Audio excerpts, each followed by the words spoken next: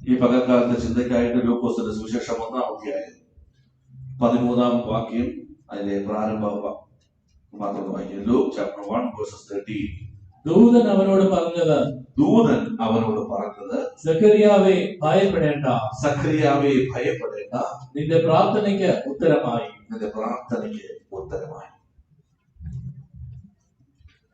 ഒരു ദൈവവേദനെ സംബന്ധിച്ചോളം അവന്റെ ജീവിതത്തിലെയും ഏറ്റവും ഹാപ്പിയസ്റ്റ് മൊമെന്റ് ആണ്. ഞാനൊരു പ്രാർത്ഥനാ വിഷയം ദൈവസന്നിധിയിൽ വെച്ചിരുന്നു. അത് രഹസ്യമാകട്ടെ പരസ്യമാകട്ടെ, അതിന്റെ ഒരു മറുപടി ലഭിക്കുമ്പോൾ നമ്മുടെ ഉള്ളത്തിലുണ്ടാകുന്ന സന്തോഷം നിങ്ങൾ ചിന്തിച്ചു നോക്കി. ആ സന്തോഷം വരുവാൻ ഒരു കാരണമുണ്ട്. അതിന്റെ കാരണം ഇതാണ്: കർത്താവേ, പാപിയും ഏഴയുമായി ഞാൻ ഈ ഭൂമിയിൽ നിന്ന് മറ്റുള്ളവർ കേൾക്കുകയോ അല്ലെങ്കിൽ രഹസ്യമായോ അങ്ങയോട് അപേക്ഷിച്ച കാര്യം അങ്ങ് ശ്രദ്ധ വെച്ച് കേട്ടല്ലോ. കേൾക്കുക മാത്രമല്ല, അതെന്റെ മകന്റെ ജീവിതത്തിൽ, മകളുടെ ജീവിതത്തിൽ അനിവാര്യമാണെന്ന് അങ്ങ് ഓർത്തല്ലോ. അനിവാര്യമാണെന്ന് ഓർക്കുക മാത്രമല്ല, അത് അങ്ങനെ തന്നെ സംഭവിക്കുവാൻ ഞങ്ങൾക്ക് വേണ്ടി അങ്ങ് പ്രവർത്തിച്ചുവല്ലോ. ഒരു സെക്കൻഡ് കൊണ്ട് നമ്മൾ ആത്മാവിൽ അങ്ങ് ഉണരുവാൻ തുടങ്ങും. എന്ത് കേൾക്കുമ്പോഴാ? നിന്റെ പ്രാർത്ഥനയ്ക്ക് ഉത്തരമായി. സ്തോത്രം.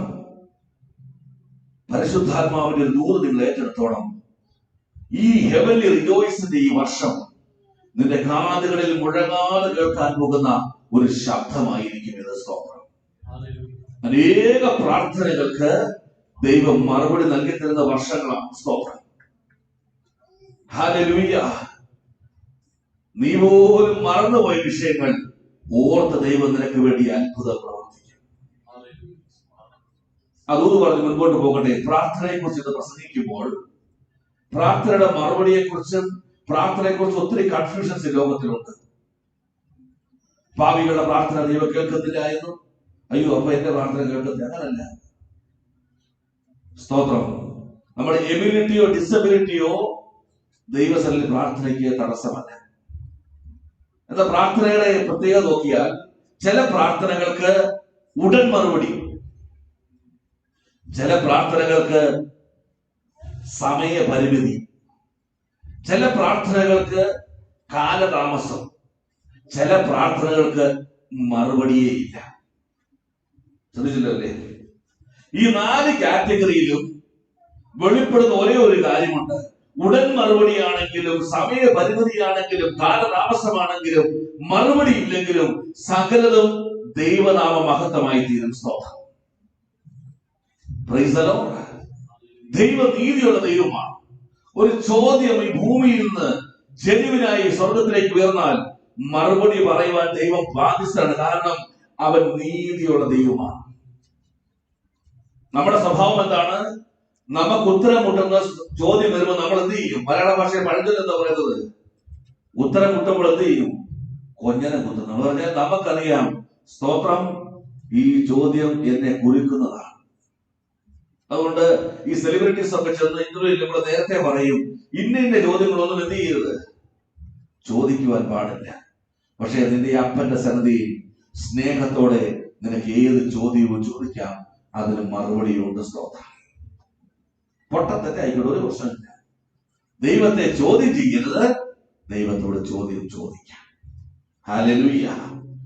അപ്പൊ അങ്ങനെയാണെങ്കിൽ പ്രാർത്ഥനയെ കുറിച്ച് പറയുന്ന ഒരു കാര്യം മത്തായിയുടെ സുവിശേഷം 18-ാം അധ്യായം 19-ാം വാക്യത്തിൽ, മാത്യു 18:19,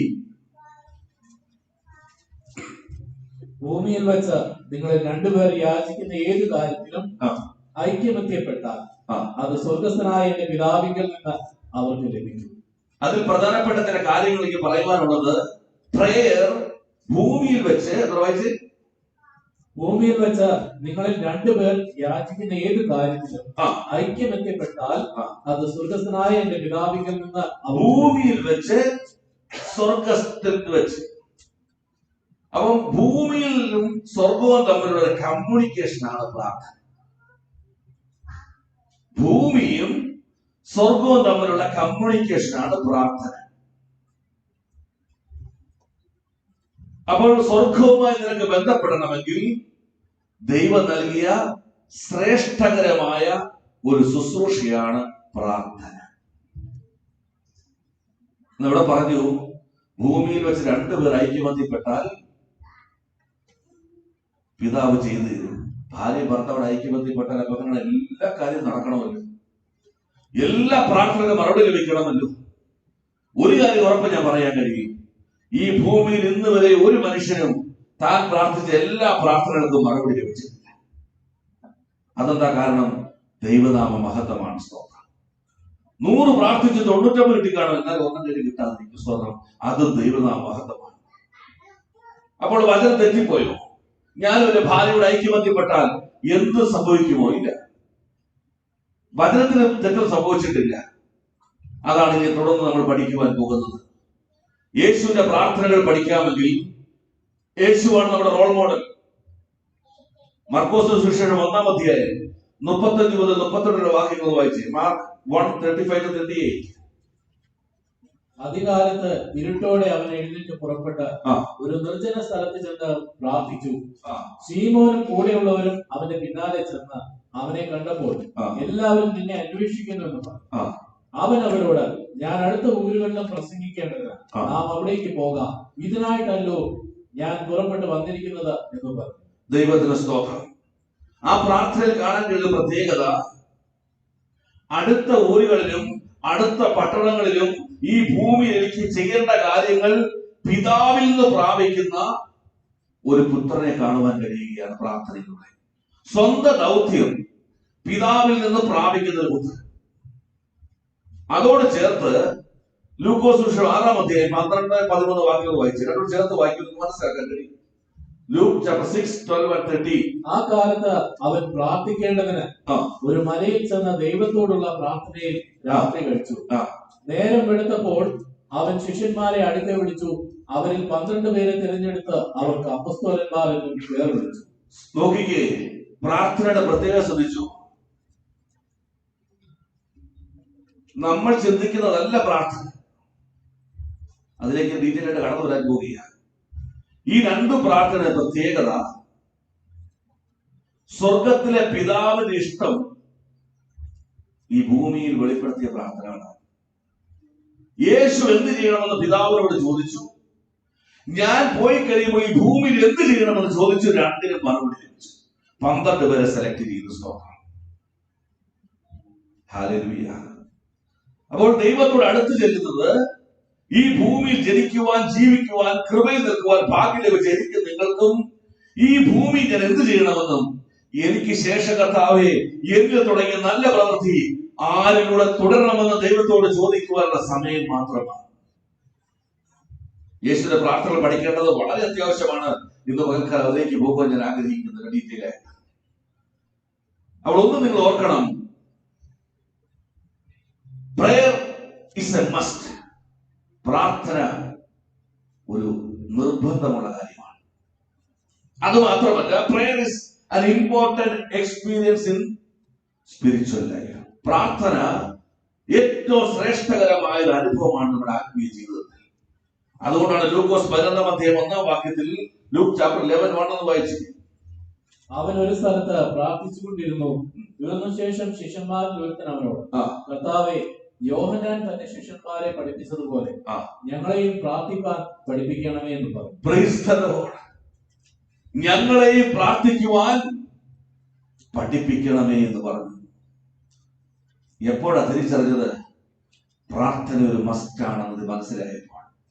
എപ്പോഴാണ് തിരിച്ചറിഞ്ഞത്? ഞങ്ങളുടെ റബ്ബിക്ക്, ഞങ്ങളുടെ ഗുരുവിന് പ്രാർത്ഥനയുടെ അനേക അനുഭവം ഉണ്ടാകുന്നത് മനസ്സിലായപ്പോൾ ശിഷ്യന്മാർ പറയുകയാണ്, ഞങ്ങളെയും പ്രാർത്ഥിക്കുവാൻ പഠിപ്പിക്കണമേ. സ്തോത്രം. പ്രാർത്ഥനയ്ക്ക് ഫോർമാറ്റ് എന്തില്ല. നിന്റെ കണ്ണുനീരൊരു പ്രാർത്ഥനയാണ്. ദൈവമേ നകത്തുള്ള നിലവിളി പ്രാർത്ഥനയാണ്. ഞാൻ പിണങ്ങി മിണ്ടത്തില്ല, അത് പ്രാർത്ഥന. സഹിക്കുന്നതിന് അതിലില്ലേ? ഇങ്ങനെയാണ് കർത്താവ് ചെയ്യുന്നത്. സ്നേഹത്തിൽ ചോദിക്കുന്നത് പ്രാർത്ഥനയാണ്. നിന്റെ ഹൃദയത്തിലെ ഉൾപ്പുകളെ നിലവിളിയും അറിയുന്ന കർത്താവ്. അതിന് പ്രത്യേക ഫോർമാറ്റും പ്രത്യേക ശൈലികളൊന്നുമില്ല. നിന്റെ അപ്പനുമായി നീ എങ്ങനെ ബന്ധപ്പെടുന്നുവോ അതാണ് പ്രാർത്ഥന. പക്ഷെ ഒരേ ഒരു കാര്യമേ ഉള്ളൂ, ബന്ധപ്പെടണം. Prayer is a must. പ്രാർത്ഥന ഒരു സ്പെഷ്യൽ എക്സ്പീരിയൻസ് ആണ്. നിന്റെ അപ്പനുമായിട്ടുള്ള പ്രത്യേക ഒരു ബന്ധം. അതുകൊണ്ട് യേശു എന്ത് ചെയ്തു? ശുശ്രൂഷ ചെയ്യുമ്പോൾ എല്ലാവരും ഇടത്ത് വരത്ത് നിൽപ്പുണ്ടായിരുന്നു. പക്ഷെ പ്രാർത്ഥിക്കാൻ പോകുമ്പോൾ ഒറ്റയ്ക്കേ പോകുന്നുള്ളൂ. സ്തോത്രം. അതെന്ത് കാണിക്കുന്നു? It's A personal experience. ഇന്ന് പകൽ ഈ ദൂത് ദൈവാത്മ പറയുമ്പോൾ ദൈവസഭയിൽ ഓരോ മക്കളെ കുറിച്ച് ദൈവം ആഗ്രഹിക്കുന്നു ഈ പേഴ്സണൽ എക്സ്പീരിയൻസ് നിങ്ങൾക്കുണ്ടാകും.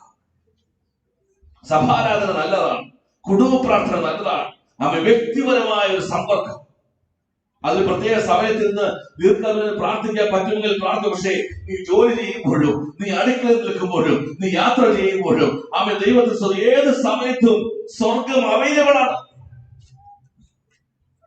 ഒരിക്കലും ആ വാതിൽ കൊട്ടിയടച്ചിട്ടില്ല.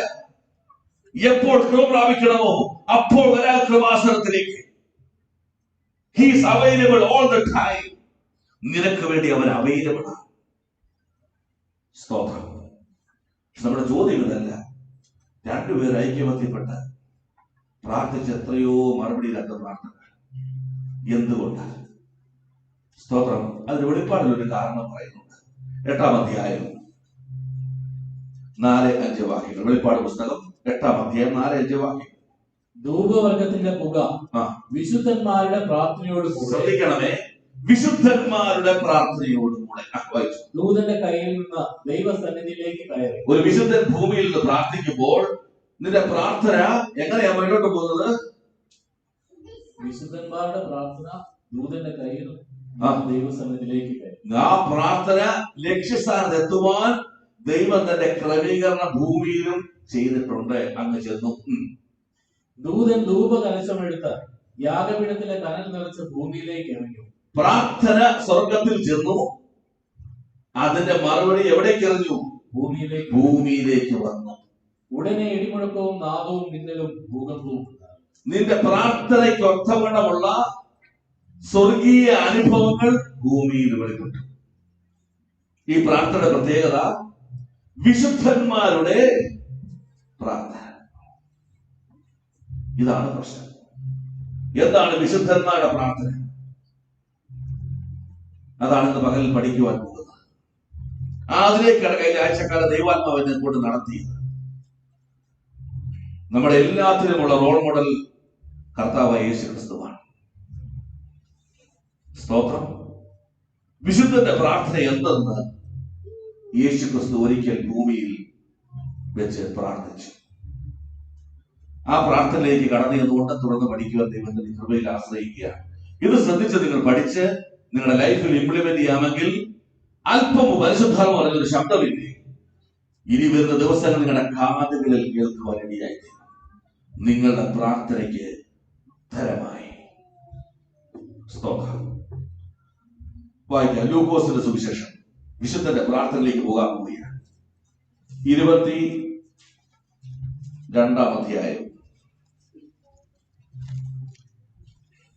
41-42 വാക്യങ്ങൾ. താൻ അവരെ വിട്ട് ഒരു കല്ലേറ് ദൂരത്തോളം വാങ്ങിപ്പോയി മുട്ടുകുത്തി, പിതാവേ, നിനക്ക് മനസ്സുണ്ടെങ്കിൽ ഈ പാനപാത്രം എങ്കിൽ നിന്നും നീക്കണമേ, എങ്കിലും എന്റെ ഇഷ്ടമല്ല നിന്റെ ഇഷ്ടം തന്നെ ആകട്ടെ എന്ന് പ്രാർത്ഥിച്ചു. ദൈവത്തിന് സ്തോത്രം. വിശുദ്ധന്റെ ഈ പ്രാർത്ഥനയെ 3 ഭാഗമായി ഡിവൈഡ് ചെയ്തുകൊണ്ട് ഇന്ന് പകൽ പരിശുദ്ധാത്മ നമ്മെ പഠിപ്പിക്കാൻ പോവുകയാണ്. ശ്രദ്ധിച്ചു കേൾക്കണം. വളരെ ഗൗരവത്തോടെ നിൽക്കണം. അടഞ്ഞ വഴികൾ, ദീർഘവർഷത്തെ പ്രാർത്ഥനകൾ, നിന്റെ കണ്ണുനീരിന്റെ അനുഭവങ്ങൾ മാറുന്ന ഒരു പകൽക്കാലമായി ഇത് മാറണം. ദൈവത്തിന് സ്തോത്രം. വിശുദ്ധന്റെ പ്രാർത്ഥനയുടെ 1-ാം ഭാഗം അതിന്റെ 41-ാം വാക്യം ഒന്ന് വായിക്കാം. താൻ അവരെ വിട്ട് ഒരു കല്ലേറ് ദൂരത്തോളം വാങ്ങിപ്പോയി. He withdrew from the people. അവരെ വിട്ട് ഒരളവിനൊത്തവണ്ണം ചെയ്തു ദൂരത്തേക്ക് മാറി. വിശുദ്ധന്റെ പ്രാർത്ഥനയുടെ 1-ാം ഭാഗം ഇതാണ്. എന്താണ് ആ ഭാഗം അങ്ങനെ പറയാൻ കാരണം? മത്തായിയുടെ സുവിശേഷം 26-ാം അധ്യായത്തിലേക്ക് വന്നേ. അതിന് 36 മുതൽ 38 വരെ വാക്യം വായിച്ചു. ഡീറ്റെയിൽ ആയിട്ട് അവിടെ എഴുതിയിട്ടുണ്ട്. മത്തായിയുടെ സുവിശേഷം മാത്യു 26:36-38. അനന്തരം യേശു അവരുമായി ഗത്സമന എന്ന തോട്ടത്തിൽ വന്ന ആ. ശിഷ്യന്മാരോട് ആ. ഞാൻ അവിടെ പോയി പ്രാർത്ഥിച്ചു വരുവോളം ഇവിടെ ഇരുപ്പിൻ എന്ന് പറഞ്ഞു. ആ. പത്രോസിനെയും സെബദിപുത്രന്മാർ ഇരുവരെയും കൂട്ടിക്കൊണ്ട് ചെന്ന ദുഃഖിച്ചും വ്യാകുലപ്പെട്ടും തുടങ്ങി. എന്റെ ഉള്ള മരണവേദന പോലെ അതിദുഃഖിതമായിരിക്കുന്നു. ഇവിടെ താമസിച്ച് എന്നോട് കൂടെ ഉണർന്നിരിപ്പിനെന്ന് അവരോട് പറഞ്ഞു. തന്റെ ശുശ്രൂഷ കാലഘട്ടം മുഴുവൻ തന്റെ കൂടെ നിന്ന്, ഇപ്പോഴത്തെ ഭാഷയിൽ പറഞ്ഞാൽ യേശുവിന്റെ ചങ്കായി നിന്നവരാണ് ശിഷ്യന്മാർ. എല്ലാത്തിനും കൂടെ നിന്നവർ. സന്തോഷത്തിലും ശുശ്രൂഷകളിലും അത്ഭുതങ്ങളും അടയാളങ്ങളിലും വീര്യപ്രവർത്തികളും കൂടെ നിന്ന് എല്ലാ വലയും പടകും വിട്ട് അവൻ എല്ലാം വിട്ട് അവന് വേണ്ടി ഇറങ്ങി തിരിച്ചവർ. എന്നാൽ പ്രാർത്ഥനയുടെ പ്രതികൂലങ്ങളുടെ നടുവിൽ വന്നപ്പോൾ യേശു റിക്വസ്റ്റ് ചെയ്യുകയാണ്, എന്റെ ഹൃദയം എന്തായിരിക്കുന്നു? അതിവേദനയാൽ താങ്ങുവാൻ കഴിയാത്ത വേദന എന്റെ ജീവിതത്തിൽ വന്നിരിക്കുന്നു. എന്നോടുകൂടെ അല്പം കൂടി നിന്ന് ഉണർന്നിരുന്ന് പ്രാർത്ഥിപ്പാൻ ആവശ്യപ്പെട്ടു. സ്തോത്രം. 40-ാം വാക്യം വായിച്ച്. പിന്നെ അവൻ ശിഷ്യന്മാരുടെ അടുക്കൽ വന്നു. അവർ ഉറങ്ങുന്നത് കണ്ട് പത്രോസിനോട്, എന്നോട് കൂടെ ഒരു നാഴിക പോലും ഉണർന്നിരിക്കാൻ നിങ്ങൾക്ക് കഴിഞ്ഞില്ല. വേദന ആധിക്യം പോലെ വീണ്ടും വന്ന് നോക്കുമ്പോൾ അത് ഉറങ്ങുകയാ. തന്റെ കൂടെ കൈത്താങ്ങാൻ നിൽക്കുന്നവർ, തന്നോടൊപ്പം മരിക്കുവാൻ തയ്യാറാണെന്ന് പറഞ്ഞവർ, അവർ ഉറങ്ങുകയെ ചോദിക്കുക, എന്റെ പ്രശ്ന നടുവിൽ എന്നോടൊപ്പം ഉണർന്നിരിക്കാൻ നിങ്ങൾക്ക് ഒരു നാഴിക പോലും കഴിയുന്നില്ല. സ്തോത്രം. 45-ാം വാക്യത്തിലേക്ക് വരുമ്പോൾ വായിച്ചു. പിന്നെ ശിഷ്യന്മാരുടെ അടുക്കൽ വന്ന്, ഇനി ഉറങ്ങി ആശ്വസിച്ചു കൊള്ളുവിൻ. നാഴിക അടുത്തു, മനുഷ്യപുത്രൻ പാപികളുടെ കയ്യിൽ ഏൽപ്പിക്കപ്പെടുന്നു. എഴുന്നേൽപ്പിൻ, നാം പോകാം. മതി, ഇനി ഉറങ്ങി ആശ്വസിച്ചു കൊള്ളുവിൻ. ഇത് ചെയ്ത ശേഷം യേശു ഒരു കല്ലേറ് ദൂരത്തോളം വാങ്ങിപ്പോയി പിതാവിനോട് പ്രാർത്ഥിച്ചു. നിന്റെ പ്രാർത്ഥനയ്ക്ക് ഒരു മറുപടി ലഭിക്കണമെങ്കിൽ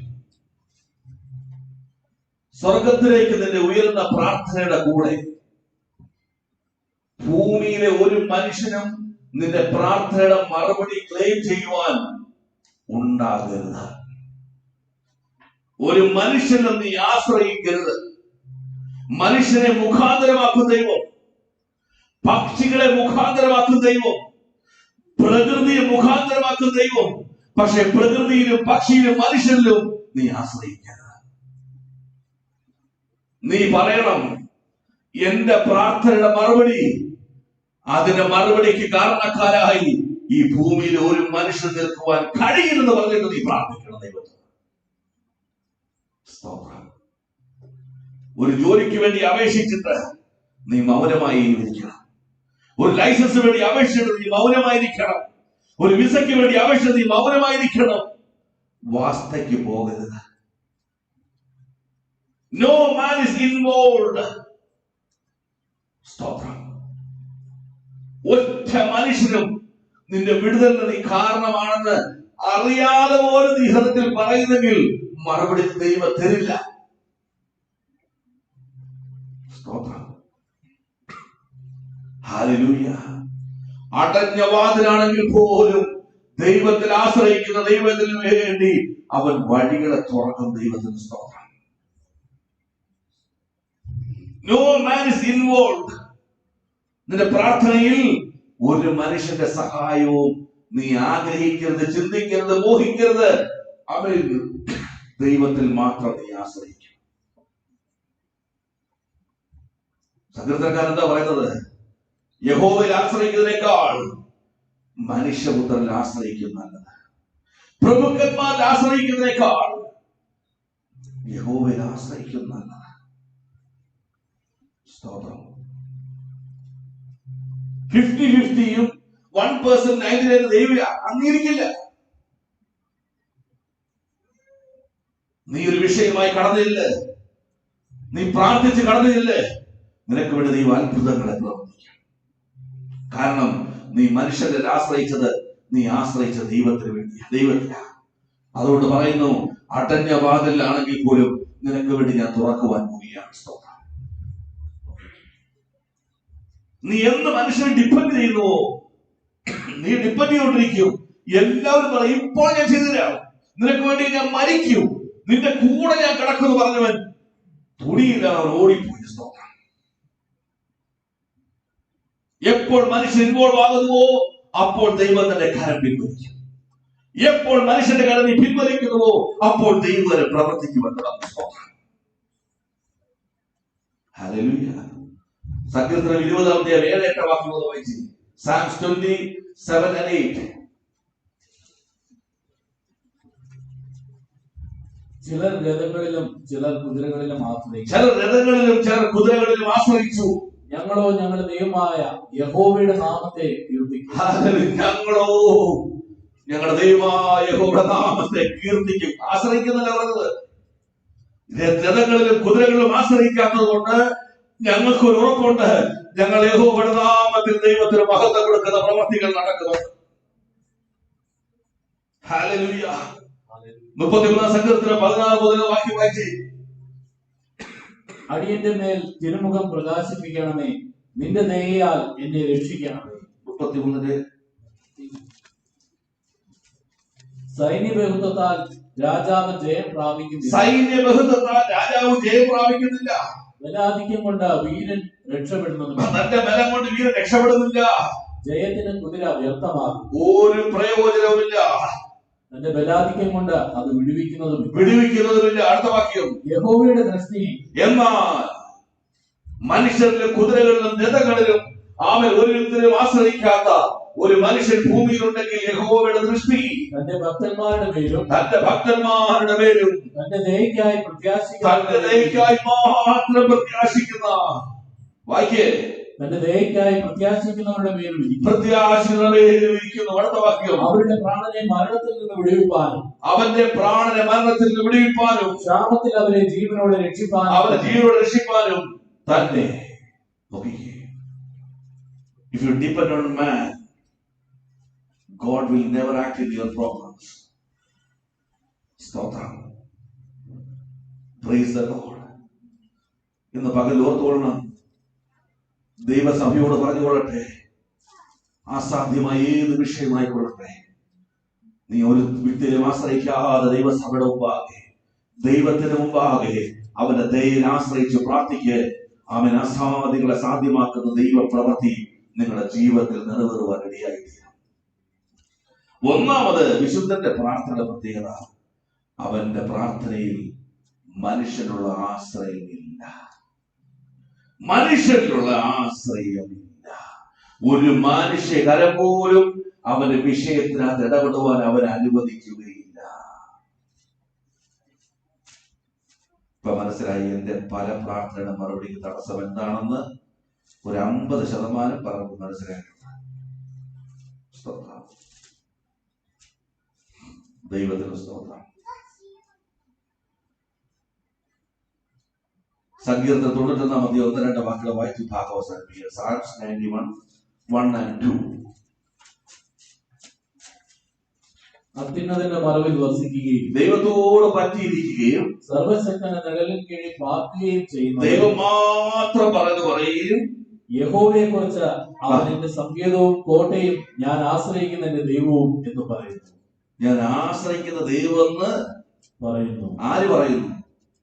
യഹോവയിൽ ആശ്രയിക്കുന്നു. ദൈവം പറയുകയല്ല, ആരാശ്രയിക്കുന്നുവോ അവൻ പറയുക, ഞാൻ അത്യുന്നതിന്റെ മറവിലായതുകൊണ്ട്, സർവശക്തന്റെ നിഴലിൻ കീഴിലായതുകൊണ്ട് ഞാൻ ആശ്രയിക്കുന്ന ദൈവം, ആ ദൈവത്തിൽ മാത്രം ഞാൻ ആശ്രയിക്കുമെന്ന് അവൻ പറയുകയും അത് തന്നെ അവൻ പ്രവർത്തിക്കുകയും ചെയ്യും. നമ്മൾ പറയും, നമ്മൾ അത് പ്രവർത്തിക്കുന്നുമില്ല. എപ്പോൾ ഒരു മനുഷ്യൻ വന്ന് നിൽക്കുന്നോ അപ്പോൾ നിന്റെ വിടുതൽ തടസ്സപ്പെട്ടു. തന്റെ മഹത്വം ആർക്ക് ദൈവം ഷെയർ ചെയ്യത്തില്ല. അതിൽ കുറഞ്ഞ സ്നേഹം നിനക്ക് ദൈവത്തോട് മതി. ദൈവത്തിന് സ്തോത്രം. No man is involved. ഒരു വിശുദ്ധന്റെ പ്രാർത്ഥനയിൽ. ഇനിയും രണ്ടാം ഭാഗം 22 ലൂക്കോസ് 22 42 വാക്യത്തിൽ വന്നു. ആദ്യം പറഞ്ഞു കല്ലേറ് വാങ്ങിപ്പോയി പ്രാർത്ഥിച്ചു. അടുത്ത പറയും, പിതാവേ നിനക്ക് മനസ്സുണ്ടെങ്കിൽ ഈ പാനപാത്രം എങ്കിൽ നിന്നും നീക്കണമേ. മതി. പിതാവേ നിനക്ക് മനസ്സുണ്ടെങ്കിൽ ഈ പാനപാത്രം എങ്കിൽ നിന്ന് നീക്കണമേ. വിശുദ്ധന്റെ പ്രാർത്ഥനയുടെ രണ്ടാമത്തെ ഭാഗം കർത്താവ് എന്റെ കഴിവ് കൊണ്ടോ, എന്റെ ജ്ഞാനം കൊണ്ടോ, എന്റെ പാരമ്പര്യം കൊണ്ടോ, വിദ്യാഭ്യാസം കൊണ്ടോ, എന്റെ സമൃദ്ധി കൊണ്ടോ, എന്റെ പഠനം കൊണ്ടോ, എന്റേതായ എന്തെങ്കിലും കൊണ്ടോ ഈ പ്രാർത്ഥനയ്ക്ക് മറുപടി ലഭിക്കുമെന്ന് ഞാൻ വിശ്വസിക്കുന്നില്ല. ദൈവത്തെ സ്തുതിക്കുക. ജോലിയെല്ലാം നഷ്ടപ്പെട്ട് എന്ത് ചെയ്യണമെന്നറിയാതെ ഭാരപ്പെട്ട് നടക്കുന്ന കാലഘട്ടത്തിൽ കിട്ടിയ ജോലിയിൽ നിന്ന് 9 മാസത്തേക്ക് സസ്പെൻഡ് ചെയ്ത് ടെർമിനേറ്റ് ചെയ്ത് പുറത്താക്കി. പിന്നെ പ്രതികൂലം നടക്കുമ്പോൾ ഞാൻ ദൈവത്തോട് പ്രാർത്ഥിച്ചു, കർത്താവിനെ ഒരു വഴി എനിക്കായി തുറന്നു തന്നു. പക്ഷെ ആ വഴി തുറക്കുമ്പോൾ എനിക്ക് എന്ത് കിട്ടി? ഒരു KOC അപ്രൂവലും കിട്ടി, ഇവിടുത്തെ ഒരു ഡ്രൈവിംഗ് ലൈസൻസ് കിട്ടി. അങ്ങനെ അൽഗാരിം ഇന്റർനാഷണൽ കമ്പനിയിലേക്ക് എന്നെ ജോലിക്ക് വിളിക്കുന്നു. ഇന്റർവ്യൂ ഞാൻ അവിടെ ചെല്ലുന്നു. ഞാൻ പ്രോജക്ട് ഡയറക്ടർ റൂമിലേക്ക് കയറി ചെല്ലുമ്പോൾ പുള്ളി പറഞ്ഞു, Sunil, can you wait for 5 minutes? അപ്പോൾ താങ്ക് യു സാർ. ഞാൻ അവിടെ പുറത്ത് സോഫയിൽ വന്നിരുന്നു. അപ്പോൾ എന്റെ മനസ്സിലെ ചിന്ത, ഈ KOC അപ്രൂവലിനും ഈ ഡ്രൈവിംഗ് ലൈസൻസ് എനിക്ക് എന്ത് ചെയ്യാൻ പറ്റും? എന്റെ ജീവിതത്തിൽ അത്ഭുതങ്ങൾ ചെയ്യുവാൻ കഴിയും. കാരണം എന്റെ കഴിവോട് കിട്ടിയ അപ്രൂവൽ, എനിക്ക് ഡ്രൈവിംഗോട് കിട്ടിയ ലൈസൻസ്, ഇവിടുത്തെ വലിയതാണ് ഡ്രൈവിംഗ് ലൈസൻസ്. ഞാൻ പുറത്തിരിക്കുമ്പോൾ ദൈവത്തിന്റെ പരിശുദ്ധാത്മ ഇടപെടാൻ തുടങ്ങി. നീ വിചാരിക്കുന്നത് നിന്റെ അപ്രൂവൽ തന്നെ വെടിവെക്കുവാൻ കഴിയുമെന്ന്, നീ വിചാരിക്കുന്നത് ലൈസൻസ് തന്നെ സഹായിക്കുവാൻ കഴിയുമെന്ന് ഞാൻ നിലവിളിച്ച ദൈവസന്നിധി. നിങ്ങൾ വിശ്വസിക്കുകയില്ല, അപ്രൂവലിന്റെ പേപ്പറും ഡ്രൈവിംഗ് ലൈസൻസിന്റെ കയ്യിലെടുത്തിട്ട് ആ സെറ്റിലിരുന്ന മുമ്പിൽ കിടന്ന ടീപ്പോയിലേക്ക് ഞാൻ ഇങ്ങനെ ഇട്ടത്, കർത്താവേ, ഞാൻ ആശ്രയിച്ച എന്റെ 2 കഴിവിൽ ഞാൻ ആശ്രയിക്കുന്നില്ല, ഇതാ ഞാൻ ഇതിനെ താഴേക്ക് എന്ന് പറഞ്ഞ് ലിറ്ററലി ആ പേപ്പറും ആ ലൈസൻസും എടുത്ത് ഞാൻ ആ ടീപ്പോയിലേക്ക് താഴേക്ക് ഇട്ടു. Sunil, he's calling. താഴേക്ക് ഇടുകയും എന്നെ വിളിച്ചത്. ഞാനിങ്ങനെ കർത്താവ് എന്തൊക്കെ പറയും, ക്വസ്റ്റ്യൻ വരും. അങ്ങോട്ട് കയറി ചോദിച്ചു, Sunil, when you can join? സാറെ ക്വസ്റ്റ്യൻ ഒന്നുമില്ല, മനസ്സിൽ പറഞ്ഞു. I sir, today I can join. അപ്പൊ അത് വ്യാഴാഴ്ചയാവാം, ഒരു 1.5. No problem, today you cannot join because only Thursday, Saturday you will join. എന്റെ മുമ്പിൽ HR-ലേക്ക് കൊടുത്തു പ്രോസസ് പേപ്പർ. ഹല്ലേലൂയ. നിന്റെ കഴിവിൽ നീ ആശ്രയിക്കുന്നുവെങ്കിൽ, നിന്റെ ലാംഗ്വേജിൽ നീ ആശ്രയിക്കുന്നുവെങ്കിൽ, നിന്റെ സർട്ടിഫിക്കറ്റിൽ നീ ആശ്രയിക്കുന്നുവെങ്കിൽ, നിന്റെ വചന പഠന ജ്ഞാനത്തിൽ നീ ആശ്രയിക്കുന്നുവെങ്കിൽ, ആത്മീയത്തിലും ഭൗതികത്തിലും നിന്നെ കൊണ്ട് ഒരു കാര്യം ദൈവം ചെയ്യിക്കുകയില്ല. സ്തോത്രം. നിന്റെ പ്രാർത്ഥനയ്ക്ക് മറുപടി ലഭിക്കുകയില്ല. സ്തോത്രം. Praise the Lord. ഒരു കാര്യം ഓർത്തോണം, നീ ജോലി ചെയ്യുന്ന സ്ഥാപനത്തിൽ നിന്നെക്കാളും ജ്ഞാനമില്ലാത്തവരില്ലാതിട്ടല്ല, നിന്നെക്കാളും സർട്ടിഫിക്കറ്റ് ഇല്ലാതിട്ടല്ല, നിന്നെക്കാളും ലാംഗ്വേജ് അറിയാവുന്നവരില്ലാതിട്ടല്ല, ദൈവം നിന്നെ അവിടെ ഇരുത്തിയിരിക്കുക. സ്തോത്രം. 1, നോ മാൻ ഈസ് ഇൻവോൾവ്ഡ്. വിശുദ്ധന്റെ പ്രാർത്ഥന 2ാം ഭാഗം, ഐ ആം നോട്ട് ഇൻവോൾവ്ഡ്. ഞാൻ ഇൻവോൾവ് ആയിട്ടില്ല. സ്തോത്രം. കഴിഞ്ഞ ആഴ്ച നമ്മൾ ഓർപ്പിച്ചു, കൃപയാലല്ലോ നിങ്ങൾ എന്ത് ചെയ്തത്? വിശ്വാസം മൂലം രക്ഷിക്കപ്പെട്ട. എഫേസ്യർ 2-ാം 9-ാം വാക്യം വായിച്ചേ. 8-ആണ് നമ്മൾ പറഞ്ഞത്. 9-ാം വാക്യം വായിച്ചേ. ആരും പ്രശംസിക്കാതിരിക്കാൻ പ്രവൃത്തികളും കാരണമല്ല. ആരും പ്രശംസിക്കാതിരിക്കുവാൻ നിന്റെ ഓരോ പ്രവൃത്തിയും കൊണ്ടല്ല, കൃപയാൽ നീ രക്ഷിക്കപ്പെട്ടു. ഇന്ന് നീ വിളിക്കുന്ന ഈ കൃപ അനുഭവിക്കുന്നതിന്റെ കാരണം നിന്റെ പാരമ്പര്യം കൊണ്ടല്ല, നിന്റെ പ്രാർത്ഥന കൊണ്ടല്ല, നിന്റെ ജ്ഞാനം കൊണ്ടല്ല, കൃപയാൽ നീ ഇന്ന് പകൽ ഇവിടെ ആയിരിക്കുന്നു. എന്നിട്ട് മനസ്സിലാകാത്തവരോട് ഇച്ചൂടെ പച്ചയ ഭാഷയിൽ പൗലോസ് എന്ത് പറഞ്ഞു? 1 കൊരിന്ത്യർ ലേഖനം 1-ാം അധ്യായം 27 മുതൽ 29 വാക്യം വായിച്ചു. ഇത് കേട്ടിട്ടെങ്കിലും നിങ്ങൾ താഴ്മയിൽ വരണം. ജ്ഞാനികളെ ലജ്ജിപ്പിക്കാൻ ദൈവം ലോകത്തിൽ ഭോഷത്വമായത് തിരഞ്ഞെടുത്തു. നീ ആരാ? നീ ഭോഷന,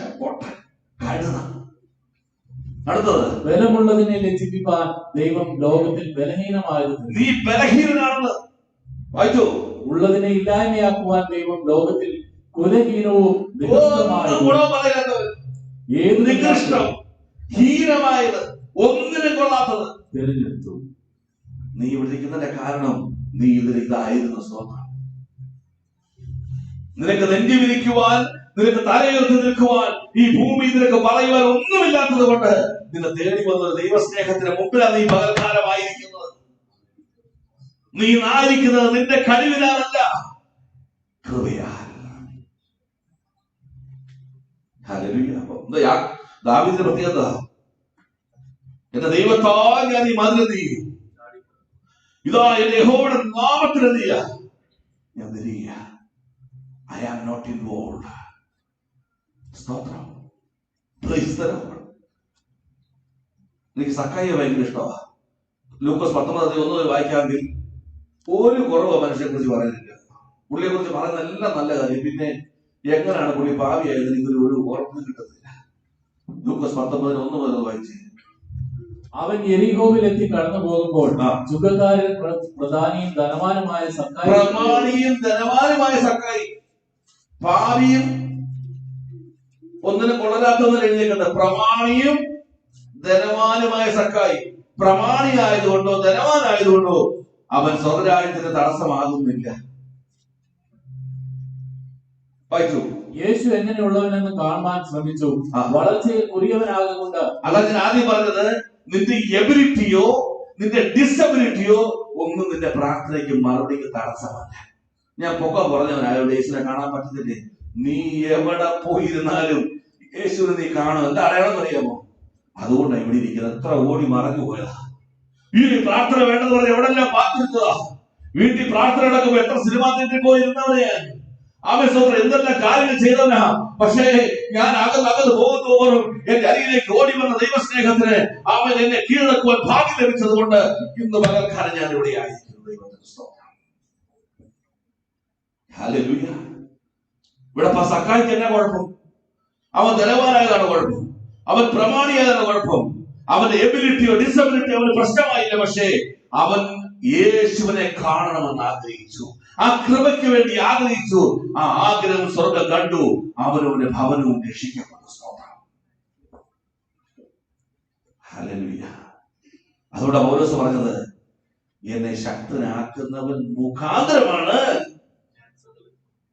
ഇത്രയും ലേഖനം എഴുതാൻ കാരണം, ഇത്രയും ആപത്തൂടെ കടന്നു പോകാൻ കാരണം, ഇത്രയും സഭകൾ സ്ഥാപിക്കുവാൻ കാരണം, ഇത്രയും ശുശ്രൂഷ ചെയ്യുവാൻ കാരണം അത് ഞാനല്ല, എന്നെ ശക്തനാക്കുന്നവൻ മുഖാന്തരം.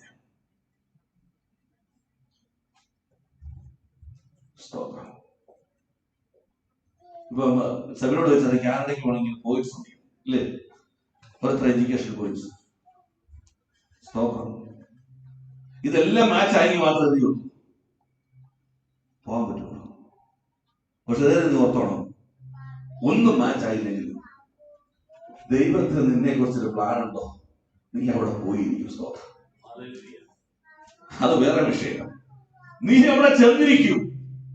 പക്ഷേ അത് നിന്റെ മാർഗം കൊണ്ടൊന്നും വിചാരിക്കുക. നോ, ദൈവത്തിന്റെ കൃപയാ. Hallelujah. I am not involve എന്നുകൊണ്ട് ഒരു കൊച്ചു പറഞ്ഞു, കർത്താവേ, പലപ്പോഴും ഓർമ്മിച്ചിട്ടുണ്ട്, എനിക്ക് ഫസ്റ്റ് ക്ലാസ് വേണ്ട, ഞാൻ പാതി ദൈവം പാതി നടന്ന പഴഞ്ഞു.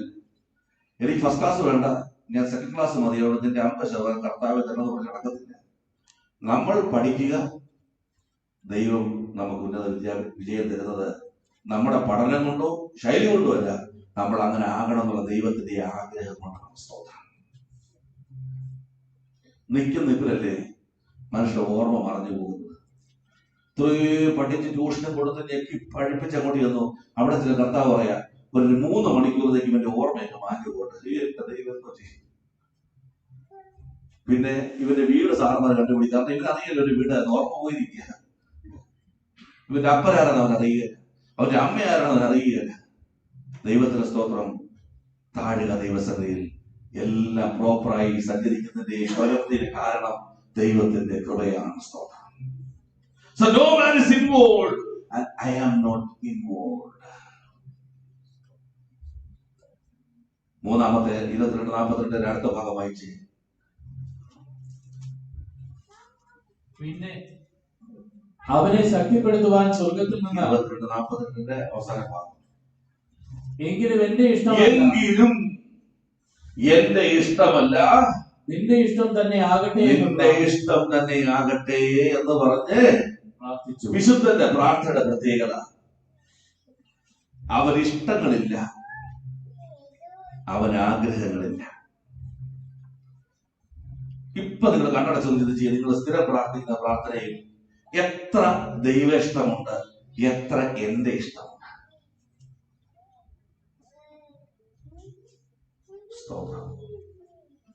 ഹന്ന പ്രാർത്ഥിച്ചൊരു തലമുറ തരുമെങ്കിൽ ഞാൻ നിനക്കായി തരാം. ദൈവ ഇഷ്ടമാണ്. ഉടനെ കൊടുത്ത തലമുറ. സ്തോത്രം. എന്നും ഒരേ ലിസ്റ്റ് പ്രാർത്ഥിക്കുന്ന നമ്മുടെ പ്രാർത്ഥന കേട്ട് ദൈവം പോലും മടുത്തിരിക്കുക. വിശുദ്ധന്റെ പ്രാർത്ഥന പ്രത്യേകത എന്റെ ഇഷ്ടമല്ല. ഇവിടാണ് ഏറ്റവും ടഫ് ബാറ്റിൽ നടക്കുന്നത്. പ്രാർത്ഥന ഇഷ്ടമാ, ആരാധന ഇഷ്ടമാ, എല്ലാം ഇഷ്ടം. പക്ഷേ എന്റെ ഇഷ്ടം നടക്കുന്നില്ലെങ്കിൽ, ഞാൻ ആഗ്രഹിക്കുന്ന വഴിയെ പോകുന്നില്ല എങ്കിൽ മത്സരികളും പിറുപിറുക്കുന്നവരായി വിശ്വാസികൾ മാറുകയാണ്.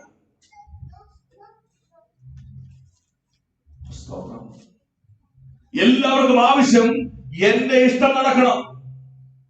അതുകൊണ്ട് സഭകളും കൂട്ടായ്മകളും പ്രസംഗിച്ച് കൂട്ടുന്നു നിങ്ങളുടെ ഇഷ്ടങ്ങൾ. അവർ നിങ്ങളോട് വാഗ്ദത്തം പറയുന്നു നിങ്ങളുടെ ഇഷ്ടങ്ങൾ. എത്ര സഭ, എത്ര ദൈവദാസന്മാർ ദൈവേഷ്ടം നിങ്ങളെ അറിയിക്കാറുണ്ട്?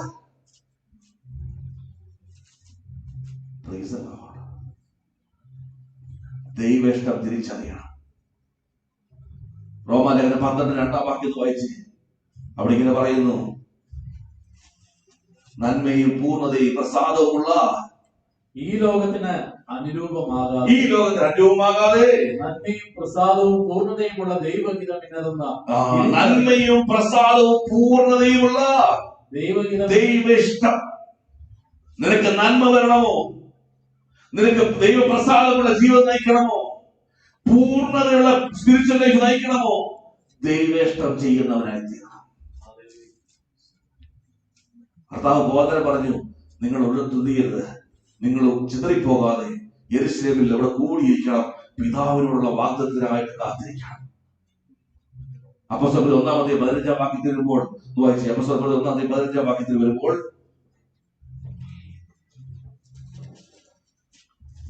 ആ കാലത്ത് ഏകദേശം 120 പേരുള്ള ഒരു സംഘം കൂടിയിരിക്കുമ്പോൾ അവർ കൂടിയിരുന്നു ദൈവേഷ്ടത്തിനായി.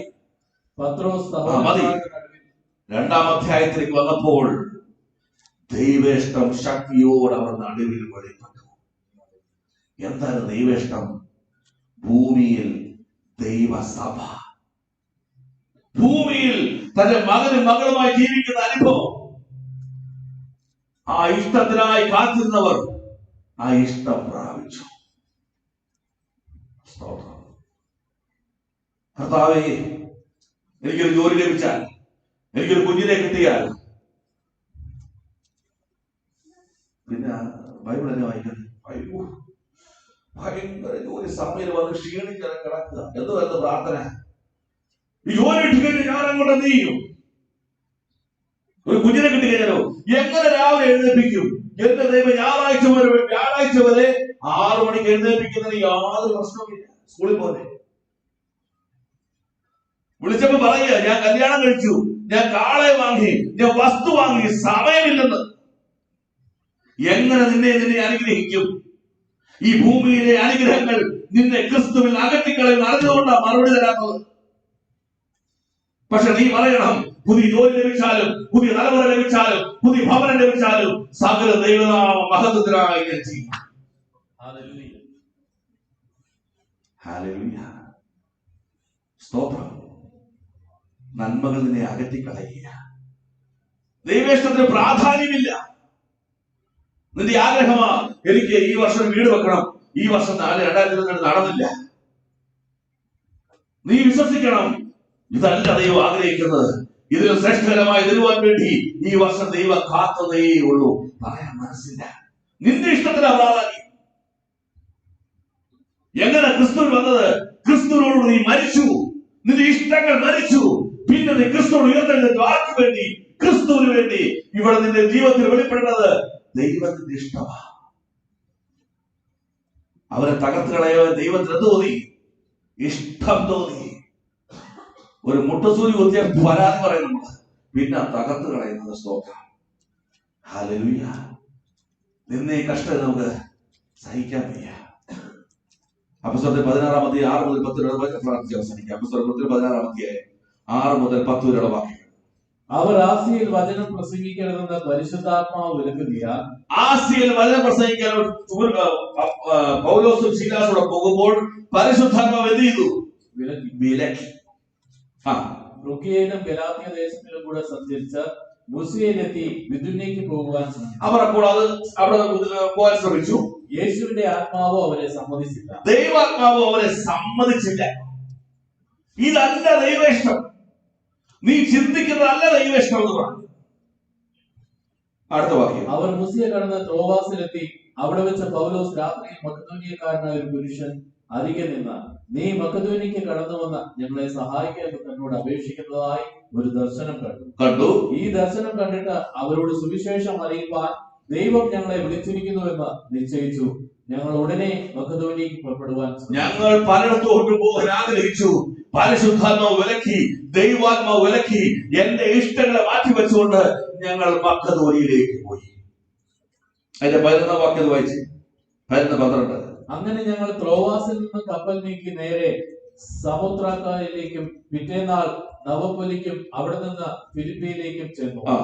ഇത് മക്കദോനിയയുടെ ആ ഭാഗത്തെ ഒരു പ്രധാന മക്കദോനിയയിലെ പ്രധാന പട്ടണത്തിലേക്ക് ഞങ്ങളുടെ ചിന്തകളെ മാറ്റിവെച്ചിട്ട് ഞങ്ങളുടെ പ്രാർത്ഥന മറുപടി ദൈവം പറഞ്ഞു, ഇത് ഞാൻ വിലക്കുന്നു, ഇതിലേക്ക് പോകുവാൻ ആഗ്രഹിക്കുന്നത് പറഞ്ഞപ്പോൾ മറുത്ത് സംസാരിക്കാതെ അവർ മക്കദോനിയയിലേക്ക് പുറപ്പെട്ടു.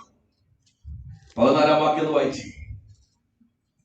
തുയതേര പട്ടണക്കാരത്തിയും രക്താംബരം വിളിക്കുന്നവളുമായ ലുദിയ എന്ന പേരുള്ള ദൈവഭക്തയായ ഒരു സ്ത്രീ കേട്ടുകൊണ്ടിരുന്നു. പൗലോസ് സംസാരിച്ചത് ശ്രദ്ധിക്കേണ്ടതിന് കർത്താവ് അവളുടെ ഹൃദയം തുറന്നു. അവളും കുടുംബവും സ്നാനമേറ്റ ശേഷം കർത്താവിനെ അനുസരിക്കുവാൻ തീരുമാനമെടുത്തപ്പോൾ മക്കദോനിയയിലെ ഒരു കുടുംബവും ഒരു സഹോദരി കുടുംബവും കർത്താവിൻ്റെതായി തീർന്നു. സ്തോത്രം. 18 വാക്യം വായിച്ചേ. ഇങ്ങനെ അവൾ പല നാൾ ചെയ്തു വന്നു. പൗലോസ് മുഷിഞ്ഞ തിരിഞ്ഞു നോക്കി അവളിലുള്ള ഭൂതത്തോട്, അവളെ വിട്ടുപോകുവാൻ ഞാൻ യേശുക്രിസ്തുവിന്റെ നാമത്തിൽ നിന്നോട് കൽപ്പിക്കുന്നു എന്ന് പറഞ്ഞു. കർത്താവിന് ആ നാഴികയിൽ തന്നെ അത് അവളെ വിട്ടു. കർത്താവിനെ അനുസരിക്കാൻ ഇഷ്ടം ചെയ്യാൻ തീരുമാനിച്ചപ്പോൾ വെളിച്ചപ്പാടത്തിലൂടെ വ്യാപരിച്ച ഭൂതാത്മാവ് അവളെ വിട്ടുപോയി. പിന്നീട് കാണുന്നത് പൗലോസും ശീലാസും കാരാഗ്രഹത്തിൽ കിടക്കുക. ദൈവേഷ്ടം ചെയ്യുവാൻ ആഗ്രഹിച്ചാൽ കഷ്ടത വളർന്നു വരാം, പക്ഷേ ആ കഷ്ടത നിന്നെ തകർക്കുകയില്ല.